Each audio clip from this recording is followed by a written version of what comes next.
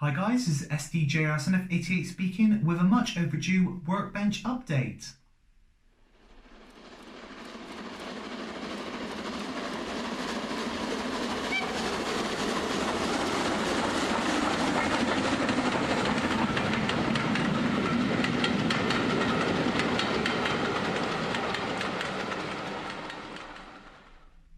So welcome to this latest update on my model railway projects, and as you can see we got a bit of a change of scenery.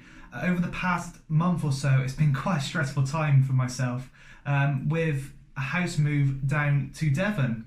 So you join me for my first video from my new home, and of course I hope to bring you lots of exciting model railway projects and videos from here in the not too distant future.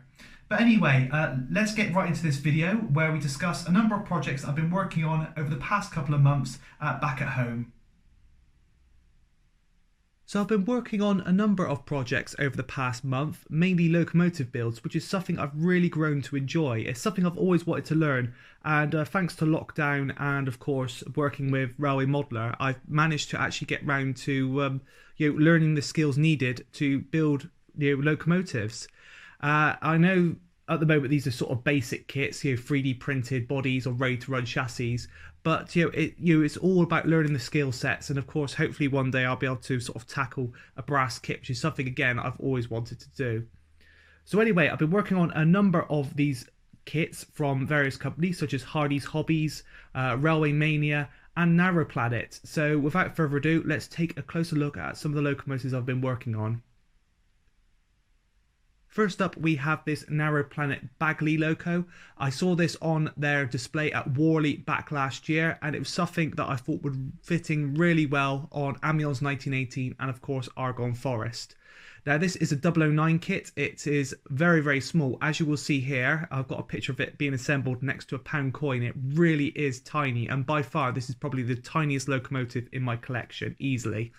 It basically fits on a little tiny Japanese chassis which has been modified by the team at Narrow Planet. You could buy the locomotive with or without the chassis, but if you bought the one with the chassis, which I did, they actually fitted a different motor, so it hopefully will run slower and smoother than the stock chassis.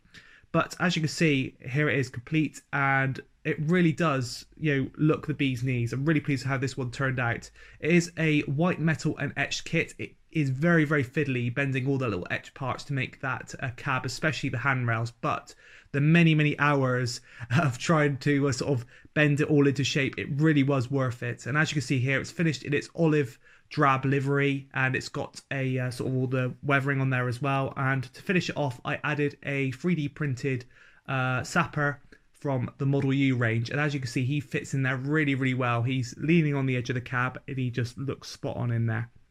Of course, I've got to get round to running this model. As of yet, I just had time with obviously with the house move and other things going on, and the layout's been packed away, but hopefully one day I'll get round to trying this out and hopefully it will run as good as it looks. Next up, we have a number of kits from Hardy's Hobbies, most of which you've probably seen in little running sessions before. So starting off, we have Empress. I've still got to get around to fitting her name and builder's plates yet, but they have arrived, so that is one thing on my to-do list. Then we come on to Jasper, my Bumblebee Bagnall. Now, this livery is something I've always wanted to attempt, and thanks to these sort of kits, I've actually managed to get round to doing it. And I must admit, it was a challenge to do when painting, and I've had a number of comments on social media, and of course in the video which this locomotive features on how I did this livery. It was basically done by spraying the locomotive all over yellow, and then I masked off the stripes, so I left exposed areas which were then sprayed black, and it was very, very fiddly, and some of the lines had to be redone where of course there was a bit of bleeding underneath, but at the end of the day the results were well worth it, and it really is an eye-catching locomotive. And as you can see, I've finally got around to attaching the number plates there and name plates, which really do finish the model off nicely. Again, these are from Narrow Planet, and I've gone for the red finish, which I think stands out really, really nicely. It's a nice sort of little combination, especially with the red rods. Finally, we have the Fry Somerdale Sentinel, and As you know, this locomotive has inspired me to do articles in Railway Modeler and of course construct Fry's Somerdale, which is, probably by far one of my most favourite projects I've done so far. Now, the locomotive was finished in a simple unlined Fry's livery, which was inspired by how the locomotive looked towards the end of her service life and how I first saw her when she returned to steam at the Avon Valley Railway. Ironically, when I finished the locomotive, the real thing was actually repainted into its proper Fry's livery, which is how she would have looked for the majority of her service and how she arrived at Fry's Somerdale, which is this beautiful lined out livery with the Fry's logo on the side, but also this sort of like monogram or crest on the side of the cab, which features the building and Bristol and all that, and it really does, sort of finish the locomotive off. And since the locomotive was repainted in that livery, I sort of really wanted to try and get this locomotive done in the same livery. However, finding transfers that obviously match that were very, very hard, which is of course why I went for the simple livery to start off with. However, Corwin of Railway Mania actually has recently purchased a transfer printer for his sort of business, which he's gradually building up with a number of kits and other model related products. And he was actually ironically working on templates or sort of test pieces of transfers for this locomotive. And of course he was kind enough to send over a sample, which of course I couldn't thank him enough, and basically he let me try them out. So I did it. I renumbered the locomotive 2 or 3 times. So I took the original transfers I had on there, which were of course from a dinky model, off, and I renumbered it or rebranded it 2 or 3 times. The first transfers didn't quite work.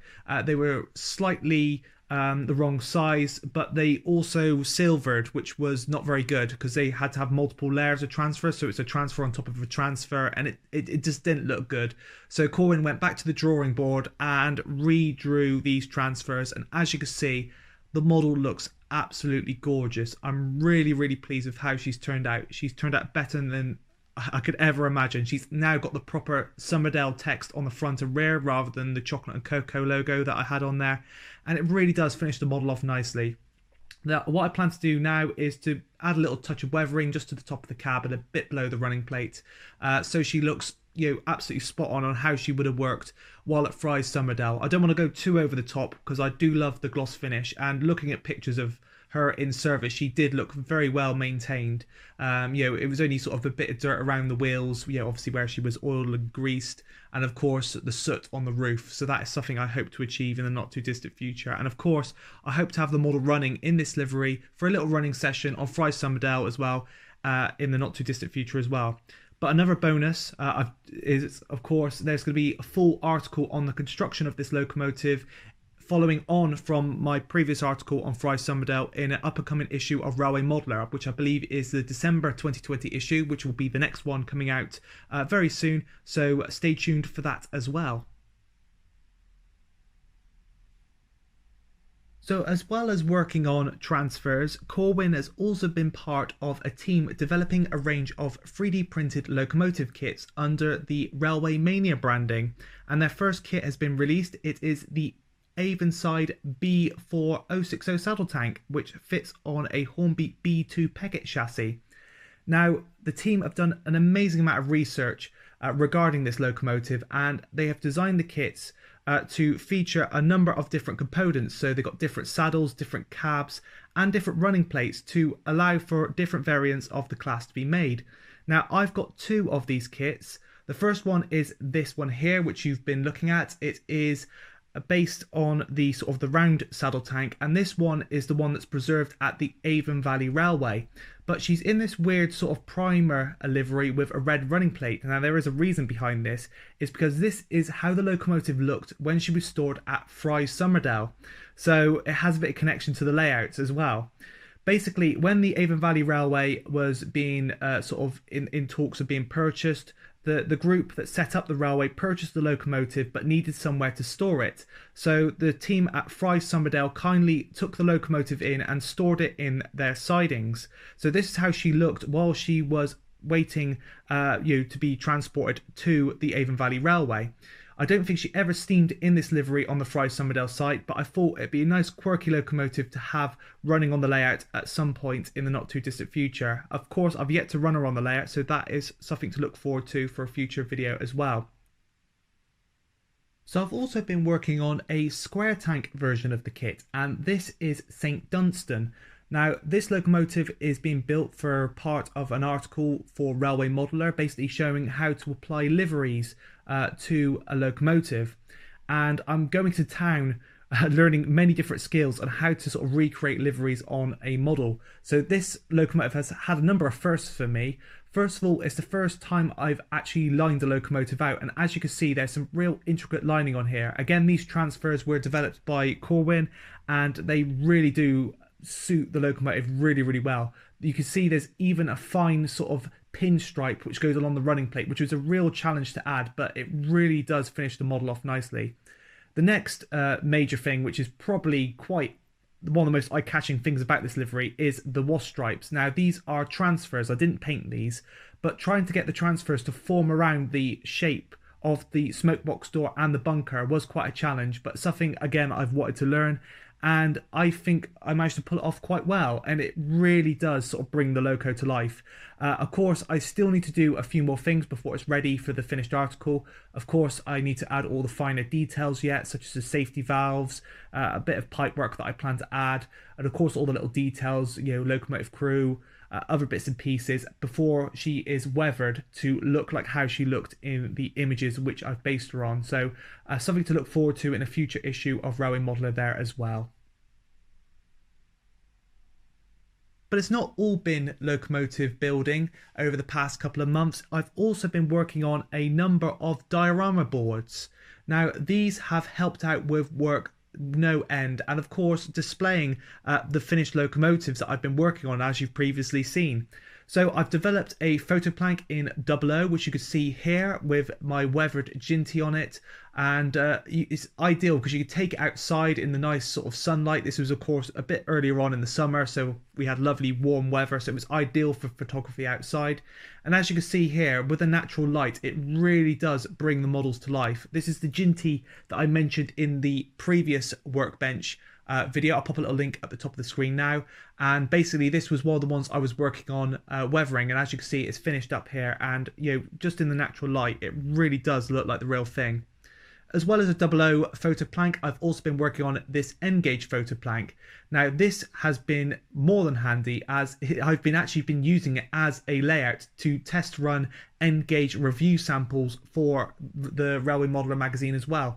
So as you can see here, we've got a few clips that you saw in a recent running session of the EFE N-gauge Clayton Class 17, and all I did is I just bolted on a couple of sort of run-offs on either end, and just used the scenic section with a back scene to just show the locomotive running. And I hope to use this in a couple more future videos when I get to try out some N-gauge stock for you guys, and of course for the magazine as well.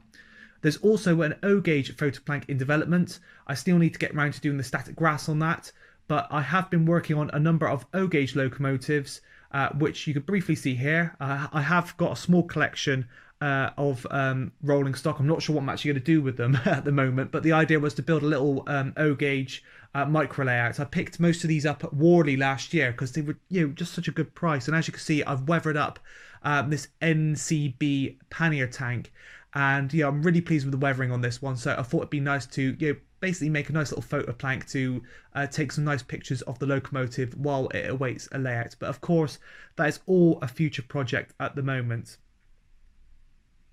So there you have it. I hope you enjoyed this update on the couple of projects that I've had on my workbench over the past couple of months. As you can tell, it really has been, you know, a busy few weeks for me, especially with the house move. But you know, it's all starting to come together now. And one thing that I haven't really sort of been discussed, and you know, I know that a couple of you guys have probably seen pictures of this on the various social media pages, and of course the community posts that I've been doing on YouTube as well, is that there is an even bigger project in the works. So I hope to bring you a full video on that in the not too distant future. So anyway, I guess that's all that's left for me to say. Is this has been SDJR88 speaking, and thanks for watching.